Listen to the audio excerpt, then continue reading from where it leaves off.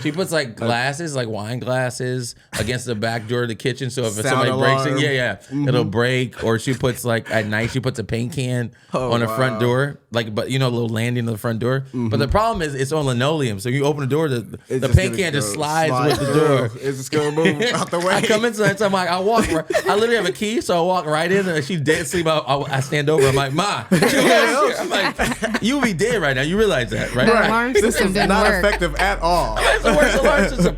She got a Home Alone alarm system. They hate when you elevate. The second of losses, I'm handing them out. Yeah, I had to go delegate. It feel like I'm floating. I'm lost in the moment. I swear I could live. Yo, what's up, everybody? Welcome back to another episode of Express Yourself with Sbpress. I'm your host, Sbpress, and today we have an awesome, amazing writer, actor, but off the top comedian. Ladies and gentlemen, let's welcome Mr. Dave Murphy. Thank you. Hello. Oh, thank you so much for having me in here. Amazing place. Yeah, thank you so much. No, thank you, brother. And just before we get into your amazing story, let's let the people know where you're originally from and a little bit of your family upbringing. I am originally from Los Angeles. Grew up in like South LA. I don't know if it's considered like in the jungles. Anybody know the jungles? I grew up in the Jays, which most black people don't think so because I talk like this. I speak like this, so they don't believe I grew up there. But yeah, I grew up there. But I went to private school my entire life for the most part, except I went to Audubon for a couple years over on Crenshaw and King.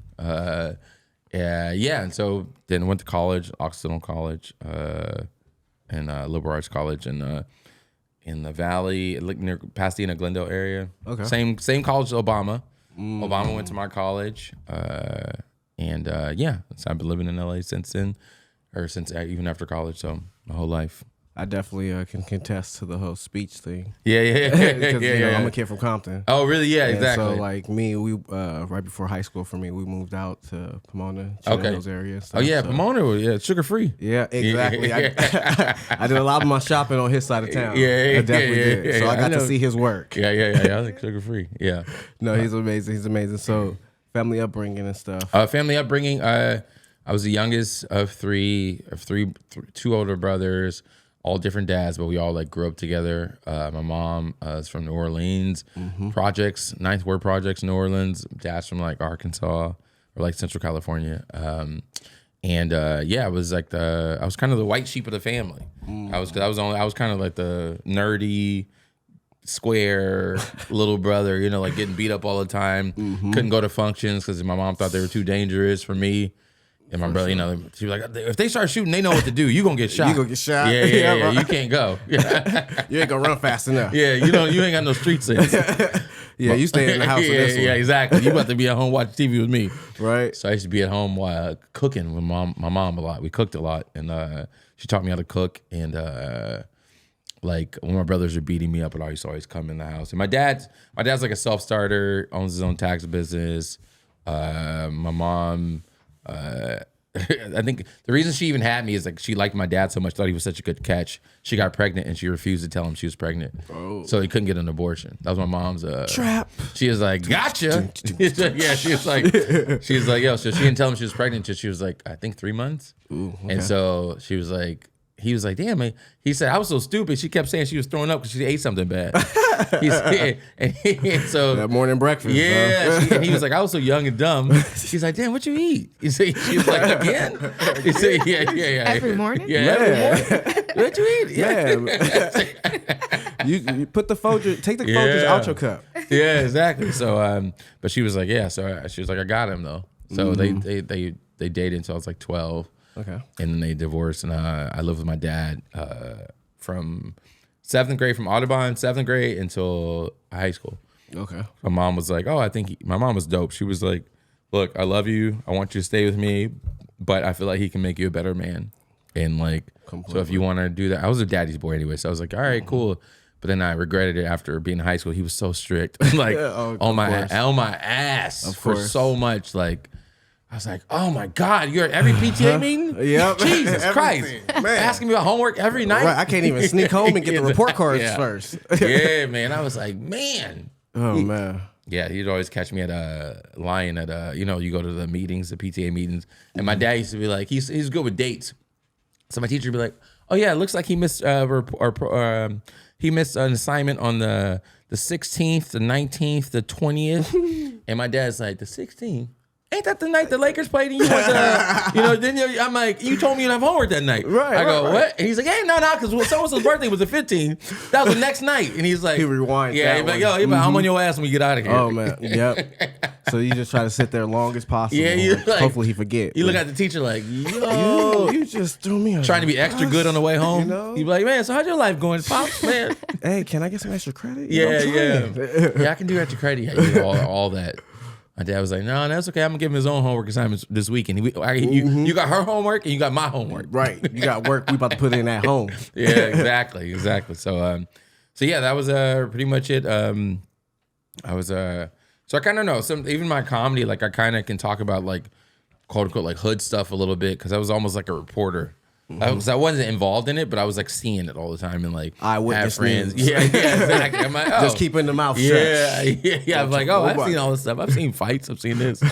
But so and my brothers were like kind of lifted. My brothers used to be strippers at the Right Track. It was just like a famous like stripping place in LA.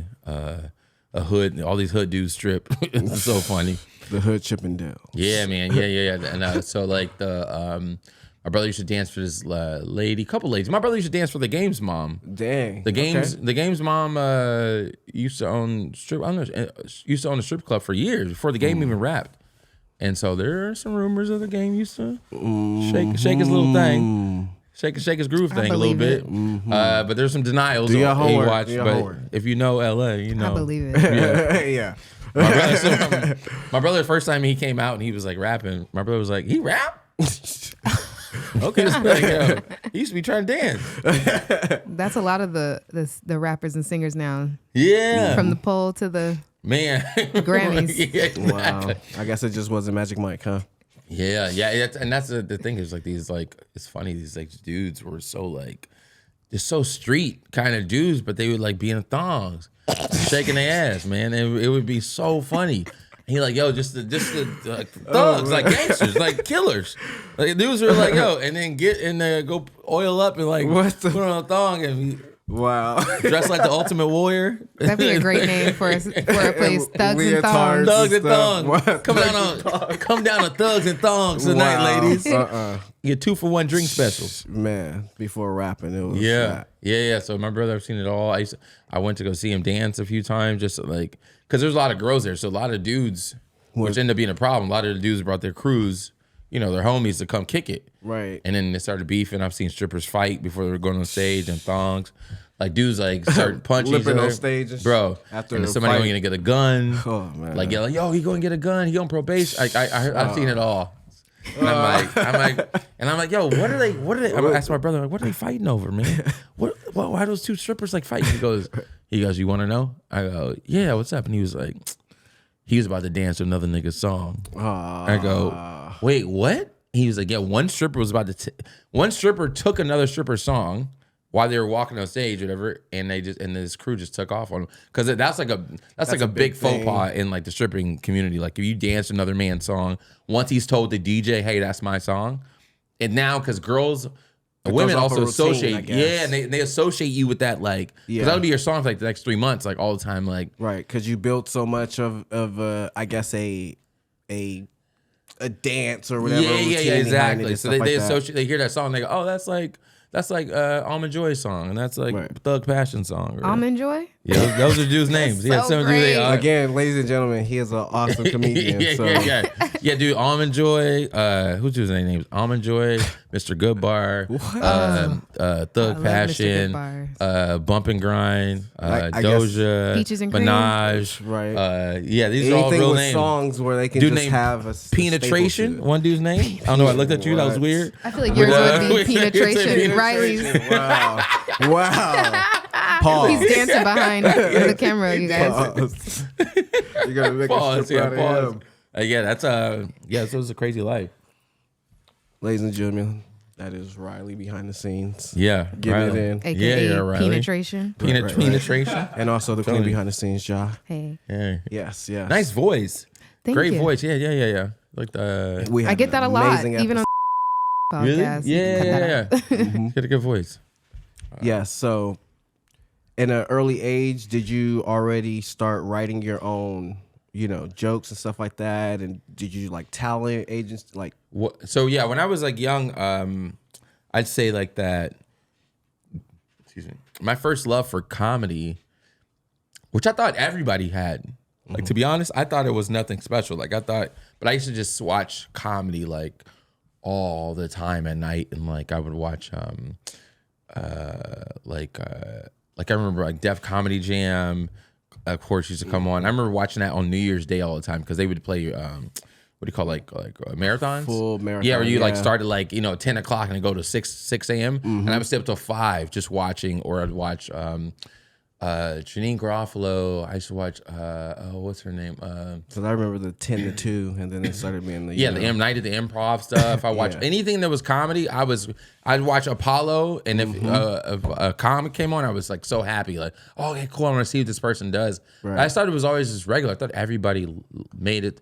I thought it made everyone as happy as it made me. And I kind of didn't do it for years, and then what happens in comedy sometimes, a lot of comics, you start putting yourself around it. Like when you want to do it, but you're scared. So you like start going to shows a lot by yourself, which I did. Okay. And you like started meeting comics and like start hanging out with them. But like, just keep putting yourself in that universe. You're like, oh, like I kept my friend, he would be like, I'm like, do you have a show tonight? He's like, yeah. When I met him, and he'd be like, yeah, but I'm doing the same set and it's in Pasadena. I'm like, that's okay. And I would drive to Pasadena by myself, go to watch him do 7 minutes, and I would just sit there and watch at a bar show. I would go watch, and I'm like, oh, okay, cool, man. Yeah, I just need, like, and looking back, it was like just me like playing with the idea, like, all right, put myself in this world, And now in your household, also growing up, who were the inspirations to your My mom is so hood and so funny and like has no like filter, and like she is the funniest person. We still laugh to this day, man. She just like my mom, like, so when I grew up, my mom used to like, even like she's always like scared of somebody breaking in. That's like a big thing in her, right? Yeah. That's like, right. So, but my mom doesn't have a security system in her apartment, so she just like sets up like she puts like glasses, like wine glasses, against the back door of the kitchen. So if somebody breaks it, it'll break. Or she puts like at night, she puts a paint can on the front door, like, but a little landing on the front door. But the problem is it's on linoleum, so you open the door, the paint can just slides with the door. It's just gonna move out the way. I come inside, so I'm like, I literally have a key, so I walk right in, and she's dead asleep. I stand over. I'm like, Ma. I'm like, you would be dead right now. You realize that, right? The alarm system didn't not work. effective at all. It's the worst alarm system. She got a Home Alone alarm system. I'm like, yo, what are you doing? Break it in easily. She's like so funny though. She always laughs. Or like one time they were shooting, I was in college, and I called and I was like, hey, and she called me. She was like, they're shooting over here, whatever. Like, there's a dude who's in a gang in her building. So I guess they did a drive-by on the building, whatever, right? So like she calls me and I'm like, she's like, oh, like scared. And I was like, what'd you do? And she was like, I went and jumped in the tub. I go, Mom, why you jumping in the tub? And she was like, I saw it in a movie. I saw it in Lethal Weapon.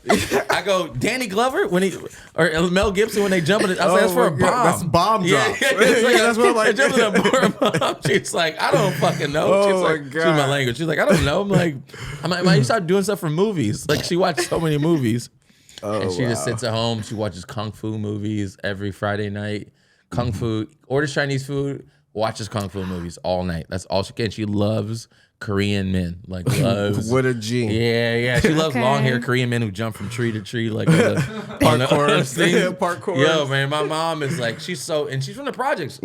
She grew up in a, all black neighborhood. I don't know where she got this like love for Korean soap operas and stuff like that. It's kind of like a Wu-Tang thing probably for her. Bro. We used to watch Jackie Chan when I just remember watching Jackie Chan movies, the Chinese movies, like when we were like little kids, like Drunken Master, all this stuff. Like she would rent these movies, and we didn't know who Jet Li and Jackie Chan were back then, but we were like, oh yeah, that's the dude, Yeah, because they were the guys. Yeah, she's really funny. Because she grew up in such like rough times that you just gotta laugh. Have a comedic Yeah, relief. she's like, she's like, well, I guess we ain't eating tonight. That kind of one of those. Yeah, she's like, well, I remember one time really little. I mean, this is a popular saying. I'd be like, Ma, like we eat, but it's like not enough, per se. And I'd be like, Mom, we're so hungry. And she's like, go to sleep. It'll be breakfast soon. The sooner you go to sleep, it'll be breakfast. The sooner you sleep, the sooner you can wake up. That's so funny. She's like, We're gonna the sooner you get the breakfast.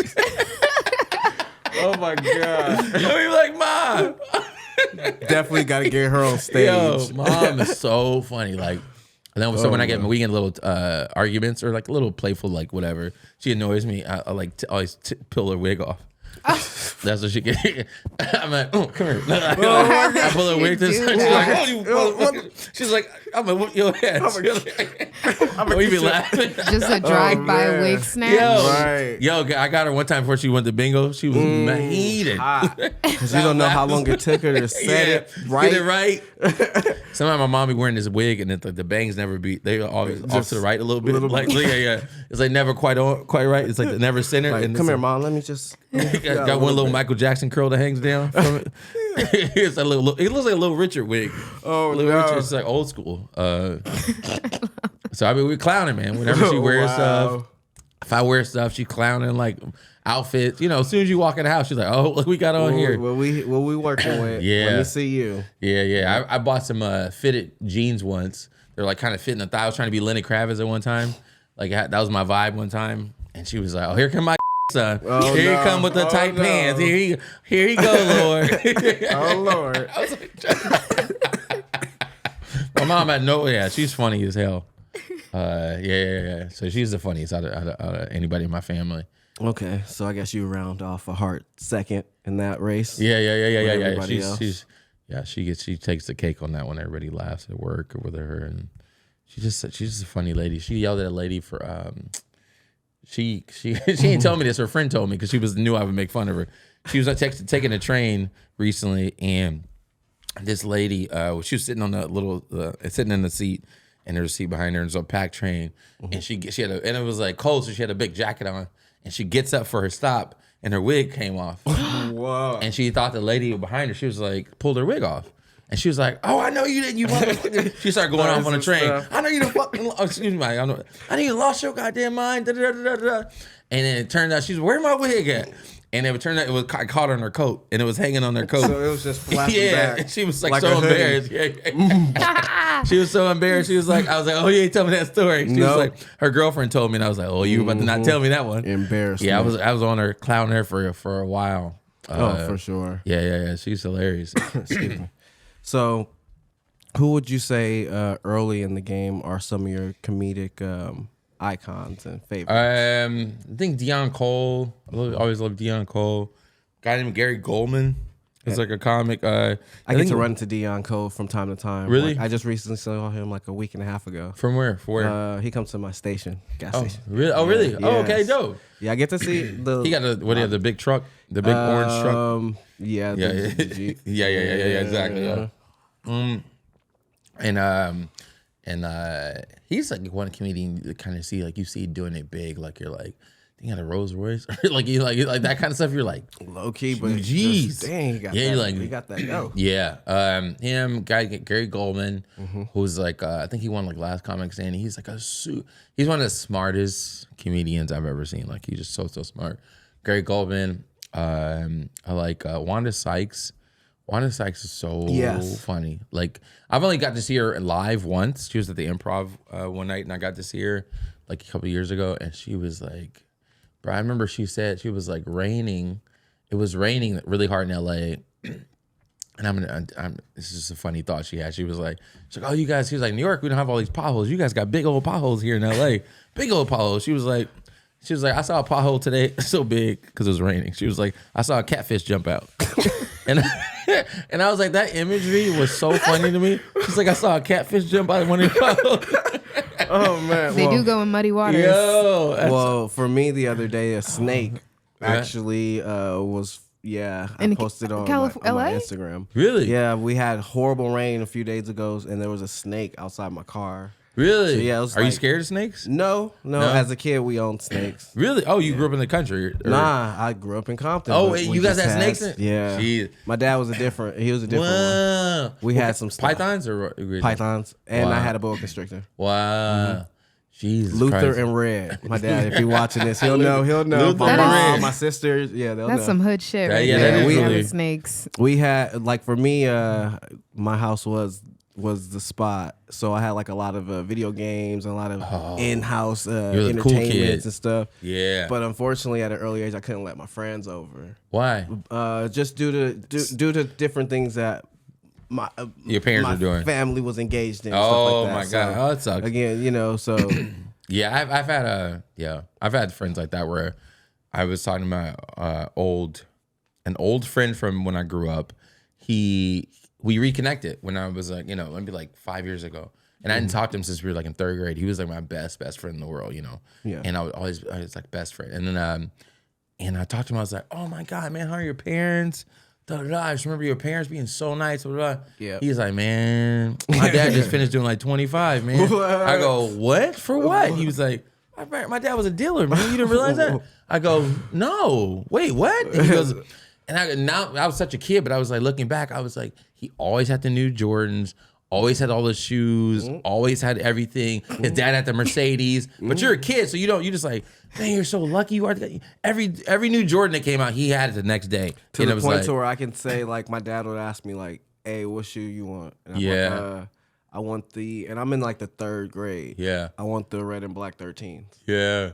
And I had East Bay at that time and everything Oh, like yeah. that, and I was getting shoes all the time. But one thing I can say about my dad, he was a dope individual that was there. Yeah, You yeah, know, yeah. Sports oriented, very Yeah. hardworking, stuff Yeah. like that. Video games and stuff. Yeah. so, That's awesome. yeah, we did Yeah, some dope fun. stuff. Yeah. We did some That's dope awesome. stuff. Yeah, I like that. Yeah, that's always good when Pops is around. Yeah. It's like I think it molds you a lot when you're a kid, especially a boy. Somebody to look up to, somebody to brush your Oh, there was teeth definitely like and do all that stuff. some grown man mode. Yeah, at yeah, an yeah. early age. Yeah. It's you got to have somebody to knock your okay. I can't curse. Oh, you can. Knock your dick in the dirt. That's what my dad used to always say. Yo, you need your little dick knocked in the dirt. Take your chin off. Yeah. Face first. Start to smell your balls a little bit. That's what you walk around the house. He's like, oh, somebody started to smell their balls a little bit. okay. Balls on the drop. He's like, got a come little on, bit- 'cause you got snatch a you couple up, whiskers on your lift chest. you up off the. Yeah. Think you the man of the house. Yeah, he's like, oh, okay. Walk around in your drawers. What the hell wrong with you? It's like, hey, Yeah, I remember that happened to me Yeah, once. you can snatch you, but you don't realize you're like 72 pounds. Like, Right. your dad's like, I'm gonna snatch you. Right, one arm, like, it's what like, you I'm doing? gonna destroy you in this house. Throw you like an X-Man through one of these walls. It's Right. like- yeah, that's Yeah. always funny. Yeah, so I'm sorry, Gary Goldman, Chappelle. I like. Who else is like? I really, I used to not think Richard Pryor was like the man per se. I used to think everybody said it. Then I really like started watching stuff he did and said. I was like, oh, like he started all of this, like the way comics talk about like real stuff and like dark stuff and make it funny. Like he was like the originator of all that. Like the thought that somebody could be like, oh yeah, my I used to get abused when I was little or blah, blah, or something like that. Like, and make it a joke. Like he was the first person to do that. Like that wasn't comedy before he started doing that. So I was like, oh, He was doing all real just like comedy. imitating like what he does, like versions of what he did or started, I should say. Okay, so I do have a good question about like Cat Williams came out about people stealing jokes and everything like that. Have you experienced anyone stealing your jokes? And if you have, how do you handle that? Or if you've been if you would have been in a situation. I've stolen a joke one time. I've stolen a joke when I first started, which I think happens to a lot of people when you're like your first year, but I didn't know I stole it. Somebody listened to some idiot who like somebody was like, "Oh, you're doing comedy? I got a good joke," and they were like, "You can," and they told me the joke, and they're like, "You can use that." I go, "All right, okay, bet." So I went to an open mic and I did the joke, and I was like, "Oh, this is a fucking great joke." Somebody just gave me like a free joke, and I said the joke.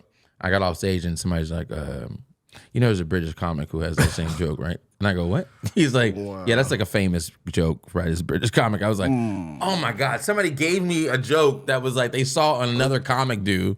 I was like, oh my God, I'm so embarrassed. But it was only at an open mic. That's the only time I ever like. And I was like doing comedy for like 6-7 months maybe at that time. Okay. And I just didn't know. And no, I don't. Most time here's the protocol usually with comics generally. If I'm I'm at a comedy club and you're on stage and you do a joke. Mm-hmm. You do a joke about airplanes or whatever, about airplanes flying fast or whatever.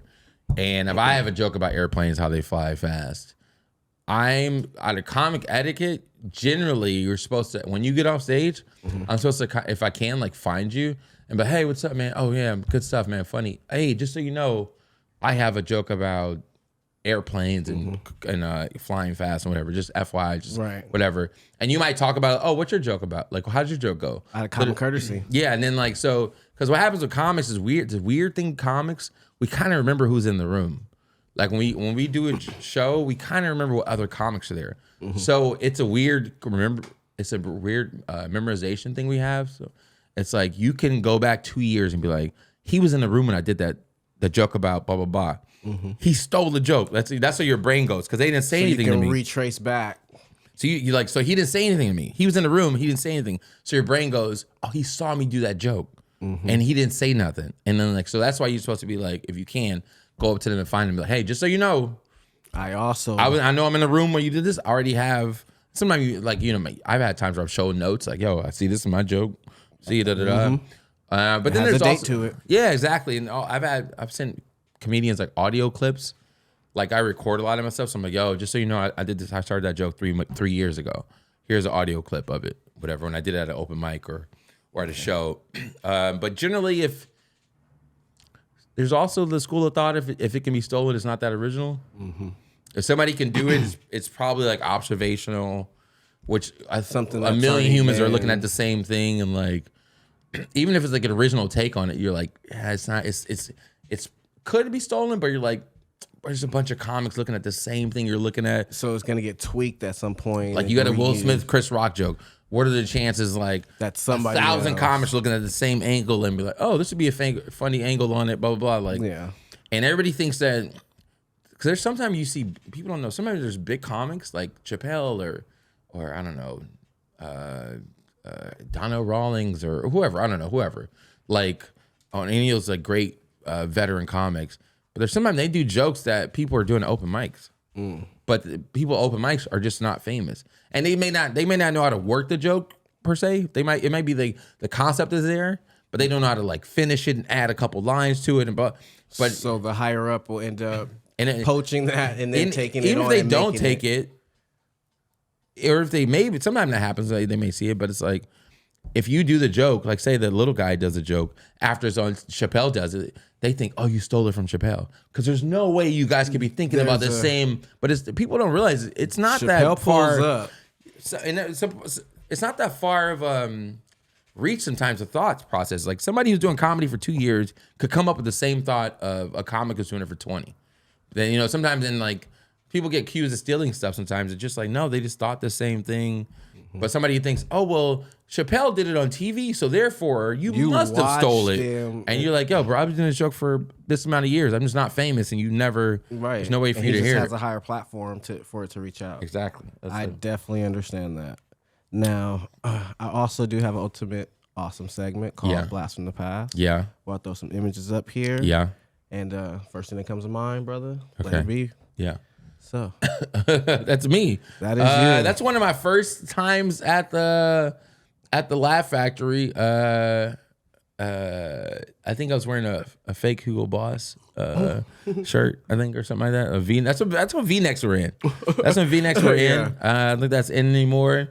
You still like blue? See? Yeah. I love blue. Love blue. That's one of my first time. I was really excited.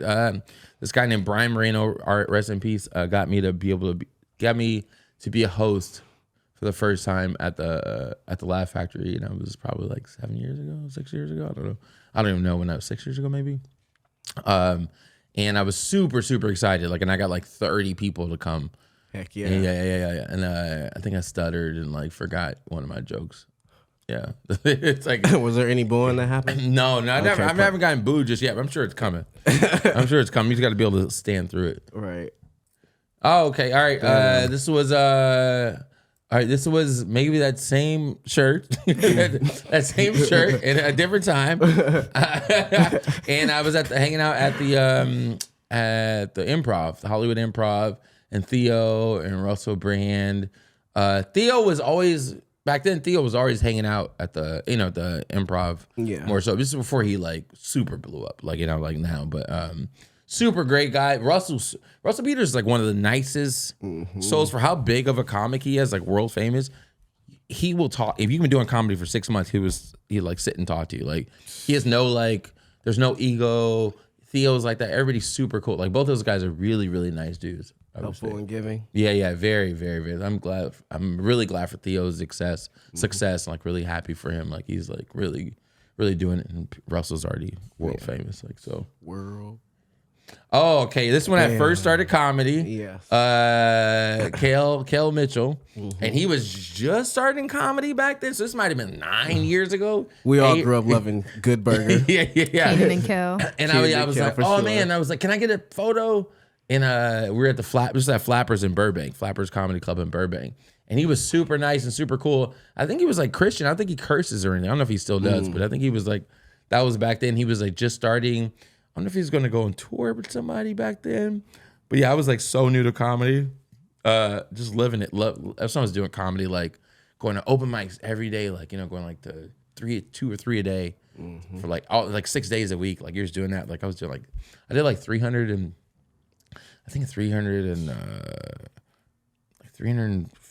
maybe like 380. So maybe I was doing less than 6 days. 380 mics the first year. I think I'm 380. Talk about perfecting your craft. Yeah, just go every day. You have to make it your life. Like there was no time for a girlfriend, no time. You just have to be a comedy, hanging out, comedy. And it was like the best. You kind of look like who's that one actor from 12 Years a Slave? What's his name? What? I can't pronounce his name. Yeah, you look like him in this photo so much. Yeah, Wichita? What's his name? What's his name? I'm not sure. Yeah. I'm not sure. We'll figure that 12 Years a out. Slave, we'll the main put it dude. up on Yeah, the yeah. screen. We'll put that up. Yeah. What we got next? Oh, that's when I had hair. Commercial. That's when I had hair. I was doing a commercial. I did a lot of commercials in my day, maybe like 50 or something, 50 or more. And I was doing a commercial for Wendy's.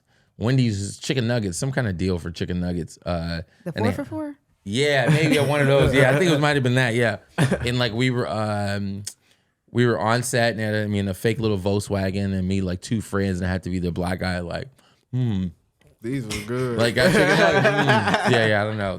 Awesome. Yeah. And I was like, this is when my hair was starting to go. Right, so this is like when my hair was starting to go. So like this is the last step before you go bald, before you cut it bald. So I'm bald, I haven't bald now, but like this is like when you hold on to the faux hawk. The faux hawk was the last step before a man's about to go bald. I don't know if y'all knew that. That's like that's like your last ditch effort to hold on to your hair. Cause you keep the sides right here. That you can really do. Yeah, the faux hawk. And it was like, damn, I was going out of style, man. And I was like, yeah, I gotta cut it. In the back, yeah, it was getting bad. So it was like, are those nuggets real? They kind of look like they were. They are real, but they're like toothpicked into the box. Yeah, toothpicked into the box sometimes, so they don't move. But really, little factoid for you guys: like in most commercials, no, all commercials, generally you don't swallow. You chew, and they usually have a guy with a girl, a woman, or a man with a spit bucket. Yeah. So you chew because you do so many takes. So you go. So most time you watch commercials, you see people go, You just do that, and then they cut away to something. Yeah. It's usually because they come and spit. They spit it out. And in beer commercials, you're not allowed to drink the beer.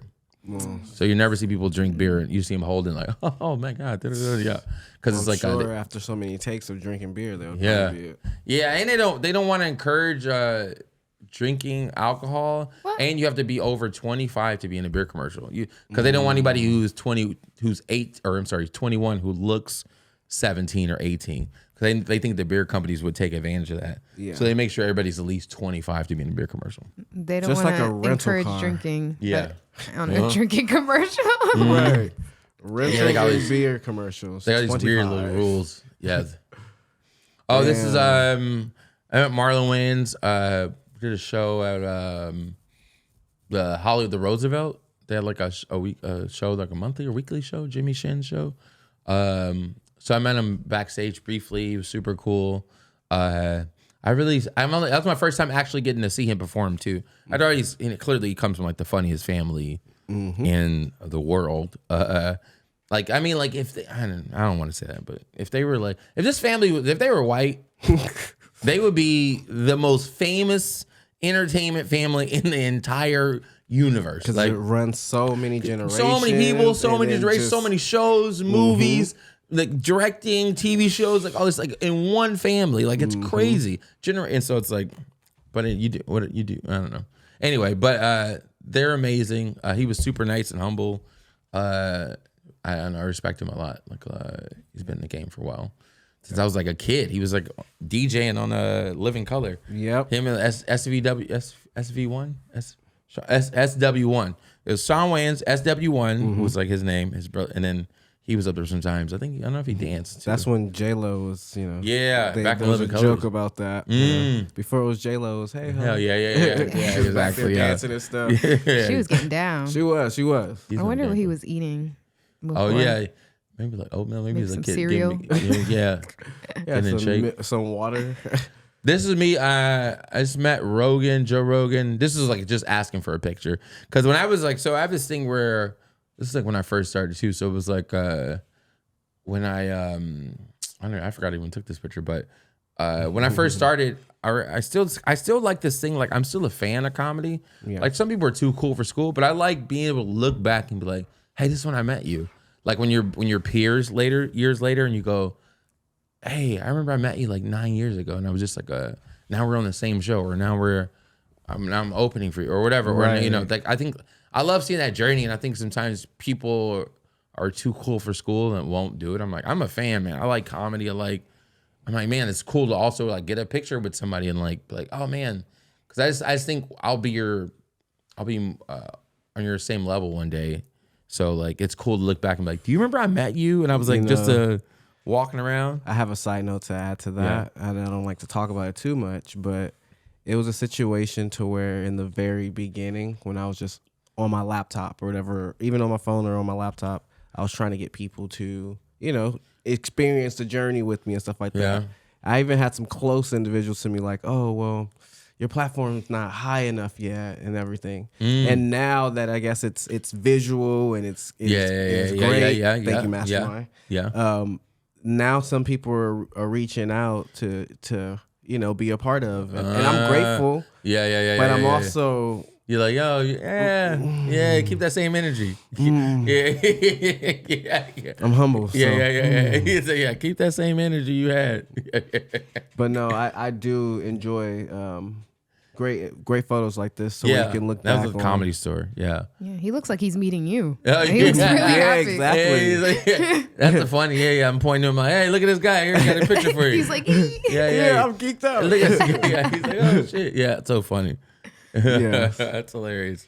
So, based on experiencing comedy all over the place, where's a city and state that you have not been that you would love to perform in? Seattle.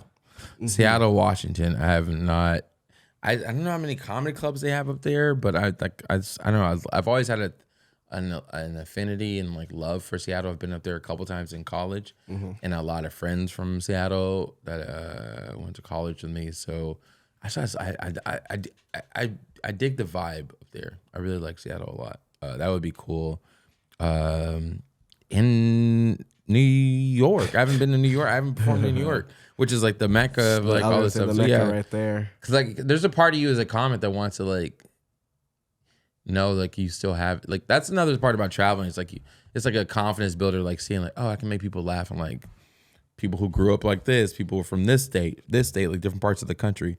So like that. New York is always like it's like if you're a hooper and you want to see like, can I hoop? Like, let me see if they can like these moves work. Yeah, against people in the, where the I was able to play in different states and stuff like that. So yeah, exactly. And it's confidence boost. You're like, oh, like if you killing dudes all over the country, you're like, you got the juice. Yeah, you like, I'm that dude. Yeah. You go to tournaments, you're like, oh, I'm that dude. Like that's so sometimes you need that. But yeah, Seattle and New York, of course. Those would be amazing, and it'll happen one day. It definitely with the career path that you're on and how you're smashing it, even with the skit game, which I want to get into. Yeah, he's amazing with his skits, ladies and gentlemen. Please let them know how'd you come up with the Black Guys in LA skits. All right, so yeah, we did. So this thing called Black Guys in LA, and it started off because to be honest, I saw this group of like white girls who did a version of like a kind of a LA where girls in LA, white girl. They didn't say white girls. They said like we're girls in LA, and it was like, but it wasn't funny. It was just like we. I don't know. We go to Venice Beach on Saturdays. We blah, blah, and it was like really like boring kind of to me. And I was like, I think I can do that and make it funnier. I'll do it, make it funny. So I'll do Black Guys in LA. And I asked two of my buddies to jump on with me. And I was thinking I just wanted to say a lot of things that most guys would never say that they do. Stereotypical things that we do but don't say. Yeah, exactly. Yeah, exactly. Things that like kind of like giving the playbook up a little bit. Like, you know, like, and that's funny because it's like, not trying to be cool, but hey, we go to Runyon Canyon because we're broke. We take you to dates at Runyon Canyon because we're broke. Hey, we're Black guys in LA. Yes. If we tell a girl, if we say girls like our sister, we tried to smash. For sure. All these things that we do, not everybody, but you know, but but like, we never talk about. We never say, you know, like it's always like just funny things. So what else? I was like, oh yeah, I saw my dad and he was like laughing. Yeah. But I got this. I've done some stuff, you know, little stuff like commercials and stuff, whatever, and you know, being on stage stuff. But I got noticed more from that, like, you know, being at the Grove or something. Somebody's like, "Hey, are you Black Guys in LA? I just went your wife just watching." I'm like, it's so weird the world now. It's like so weird that I'm like, this is what you guys algorithm this works thing weirdly. This, and they're like, yeah. I'm like. Anybody could be in a celebrity. Yeah, it's really become a democratization of like celebrities. Like so everybody has their own celebrities now. Like before it was like, all right, we got these 50 people, we're all like looking at whatever. Now it's like you might have your own like skateboard dude celebrity. I might have a comedian celebrity I follow. You might have, you know, some other person as a celebrity. You might have a camera guy who's a celebrity. You know, like we all can like follow our own like not gods, but like our own like, okay, this is like what I aspire to, this person. And we can follow their lives. And it's like message to them. Like I was like, man, we're in the first time in history where you can see somebody on TV or thing, whatever, and get a message to them. That's crazy. Like before it was like, oh, it's untouchable. Right. Now it's like, oh, if I see Taraji P. Henson or something, I can message her and she could get it and be like, oh, hey, what's up? Thanks. Like I'm sure they see the messages and don't reply, but I think a lot of them read those messages. Like I just know they do. Like, cause you hear that when they talk about people hating or whatever, people message me this and da da da. I'm like, they might not reply, but they read them. Yeah, they definitely scroll through. Yeah. You see, glimpse over something. Yeah. So I'm like, especially if you're a bad chick, like you're like a hot chick. You can get to damn near any dude probably. Like, most dudes are like, hey, what's up? Hey, I'm married. What's up? What's going on? What's good with you? I'm married. Hey, what's up? hey, just like no, I'm married. I don't think they would say I'm married at all. I'm married. I'm married with wife and kids. What's going on? What's up? What you up to this weekend? You need a friend? Yeah, exactly. You watching the game? Where you watching the game at? Yeah, it's like I have people message me and I'm like, I had some girl message me from Croatia. And then like Belgium and I think in Sierra Leone or something like that. Like just from these Black guys in LA, just like, that's really funny. We love it. But I'm just like, the internet's so crazy. Like I'm like, you live where? Like, and they're like, Jesus. Yeah, you're like, man, you're in Africa. That's so crazy. And you're like seeing this thing, it's like we made in LA, just like not thinking anything of it. We're just like kind of making ourselves laugh. Like, oh, this is really funny. Like that's like the biggest thing. We're just like, can we make each other laugh? And I'm just gonna say this: 9 times out of 10, most of the stuff is real. Look what they're saying, anyways. Yeah, exactly. It's so funny. That's why I realized in comedy, the place I'm at now is like, for me, I think in order to get to the next level or be the funniest, you got to be willing to sacrifice whatever image you think you have of like being cool or whatever. You just got to like say it. Like you got to be like, because there's sometimes I would not do a joke or say something because I'm like, oh, there's chicks in the audience who I might want to ask out on a date. So I don't want to seem like an asshole. You wasn't being fully yourself. So I'm not going to say the 100% truth because I'm like, that's gonna put girls off if they hear like So I being do this because politically I'm correct. or as a guy, you like I do this because I'm insecure or something like. So, but I'm like, but I realize once you're really honest, you get all that stuff. Like people are attracted to it. It's like, oh, you're like, oh, like if you were like, oh, like I live at home with my mom or something like that. If you said something like that, your brain be like, don't say that because you might not look cool in front of blah blah blah. But if that's your situation, you do say it on stage and you make it funny, they won't care. They'll be like, oh my God, that was so funny do you really live on? Oh my God, that's so funny. Like it's and to pitch off of that, because you have an amazing joke that I like, because I like to, do my homework. He has an amazing joke about, he would tell girls just a year ago he was, homeless. Yeah. Just so they can see the improvement in the growth in the hope. I always lie no matter when. I say whenever I meet a woman, I would always lie to her and tell her I used to be homeless a year ago. So it looks like you have drive. Where you're at in life, it'll seem like you have drive. She's like, okay. I was like, it's like, damn. I see you. Because I'm like, you're homeless a year ago. Anything looks like dope. You're like, oh shit, you got a little car, you got a little apartment. Okay, you out here killing it. Okay, yeah. Riley taking notes over here. Riley's back in the back writing them down. She thinks she brought because a woman, the way a woman's brain works sometimes or can work, it's like she's doing that math. She thinks she's about to be a millionaire in a couple of years. She's like, okay, he was homeless this year, got himself a car and an apartment this year. She said he's about to be a millionaire in 4 years. Like at this rate, he's going up. Leveling up. Yeah, he's leveling up every like. You're just we're computing. Yeah, you're like, okay, the potential. It's like, the potential. Like is beautiful great. mind. She's like, okay. She's like he was in a box last year. Now he got his own apartment. I can work with that. Yeah. She's like, oh shit, this is crazy. It's about to blow up. Yeah. So we're at the, at this point where I like to, leave them with some positivity and everything.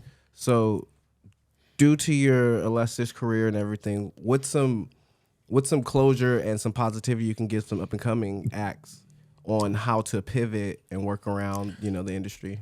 You know what I would say? Somebody gave me good advice I'm just starting to take, and I'm feeling like better about things is whoever you are as a person, lean into it. Like if you are a person that is really religious, lean into it. If you are a person who likes clothing stuff, like lean into it, like online, whatever, just like lean into whatever your lane is. Because I think right now we're in a time where you're gonna get lost if you're trying to ride the fence. So I think you need to jump in whatever your lane is. Don't be ashamed of it. Like I'm starting to like lean more into me being an asshole. Like not as an asshole person, but just like I have asshole thoughts sometimes. Like, oh man, I want this parking spot. I don't want to give it up or whatever. Like things things I have, and I'm like, my friend's like, lean into that stuff. Like you need to like lean because you're not the only one. Trust me, you're the other people. Whatever you're into, there are millions of other people who are also into that thing. Silently helping me not be a Mr. Nice Guy. Lean into that asshole. Yeah, you gotta lean into whatever your thing is. Like, just lean into it. It's like this. It's like scary because you're like leaving the pack in the sense, But it's scary. But I think I'm like, it's a short life, man. Just be yourself and like lean into it. I think. And you feel better where you're not. I realize I just feel better when I'm not being fake with myself. Right. When I'm being legit who I am and whatever, I'm like, and some of your people, your friends, family are not going to get it sometimes, whatever, at first. But, like Bill Burr. I'm not saying everybody be like Bill Burr, but I'm like, he leans into who he is. Like, he's not not sugarcoating it. Like he's like, that's who he is, and you love him. You're like, oh, you grow to Snoop love Dogg leans into who he is. He's not pretending. He's going on award shows. He's not on talk shows. He's still himself. He's around Martha Stewart. We respect and appreciate people who lean into who they are, whether we admit it or not. We're like, oh damn, this person really is like who they are. Like they're not changing. Right. Like Marshawn Lynch. You got who's a director for what's the Black Panther? Ryan Coogler. Yeah, Ryan Coogler. Ryan Coogler. Like he leaned into like he's not changing for interviews. He's not. He's like, I'm not pandering to you. This is what I am. This is what it is. You don't like it. Whatever. There's something I think attractive. Cameron and Mace. Right now. Yeah. It's like there's something attractive to being who you are and be like, hey, I don't care. This is what I do. Whatever. This is how I talk. This is how I think. Now, it is what it is. So authenticity always wins. Yeah, exactly. Always wins. You know, nobody can be a better you than you. Yeah. And you only get one life to live anyway, so be you to the fullest so you can experience life to the fullest. Exactly. You don't want to live in doubt or regret, so give everything you're all that you are trying to accomplish. Yeah, because I don't know how to be anybody else, but I know how to be me. You know? Right. I can only guess how to be somebody else, but I 1,000% know how to be me. All right. So let them also know where to find you, your Instagram handles and everything.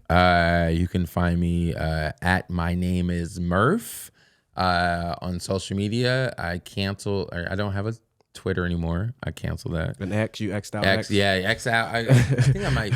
Yeah, and just David Murphy, comedian. You can search on Google, YouTube, whatever. I don't know. Yeah. Up and coming. My name is Murph. Anything that you should let them know? I am signing on to write a feature film. I definitely want to announce that. I didn't know if I could. Yeah, but yes, but I saw can't that. say I who did it's some for homework. yet. But gonna write the feature with my buddy, my writing partner, Mark Black.